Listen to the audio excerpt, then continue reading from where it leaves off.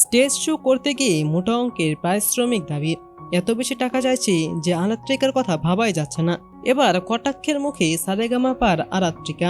সম্প্রতি কিছুদিন আগে শেষ হয়েছে জি বাংলার সবচেয়ে বড় গানের রিয়েলিটি শো। বাংলার রিয়েলিটি শোগুলির মধ্যে দর্শকদের মাঝে সবচেয়ে জনপ্রিয় হলো সারেগামাপা। দীর্ঘ কয়েক বছরে এই রিয়েলিটি শো হচ্ছে জি বাংলার পর্দায়। প্রতিটি সিজনেই দর্শকদের জন্য থাকে নতুন নতুন চমক। দূর দূর থেকে প্রতিযোগিতারা আসে তাদের প্রতিভা ফুটিয়ে তোলার জন্য। সেরকমই চলতি সিজনে এরকম ট্যালেন্টেড প্রতিযোগী হলো আরাত্রিকা।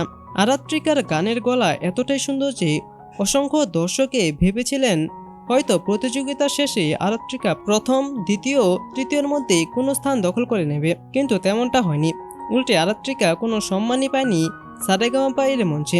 সেই নিয়ে বিতর্ক লেগেই রয়েছে। এবারে আরও এক নতুন বিতর্ক সৃষ্টি হলো আরাত্রিকাকে নিয়ে।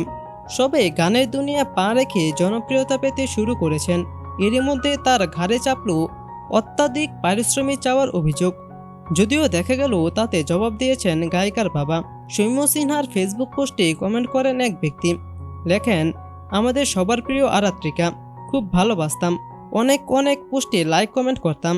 একটা বিষয়ে হতাশ হলাম যে আমাদের জয়নগর যে 3 দিনের সাংস্কৃতিক অনুষ্ঠান করেছি আমরা, তার শুভ উদ্বোধন করব আমাদের সবার প্রিয় আরাত্রিকার গলায় গণসঙ্গীত দিয়ে, কিন্তু এতটা বেশি টাকার হিসেব দেখানো হয়েছে যে আরাত্রিকার কথা ভাবা এক প্রকার অসম্ভব।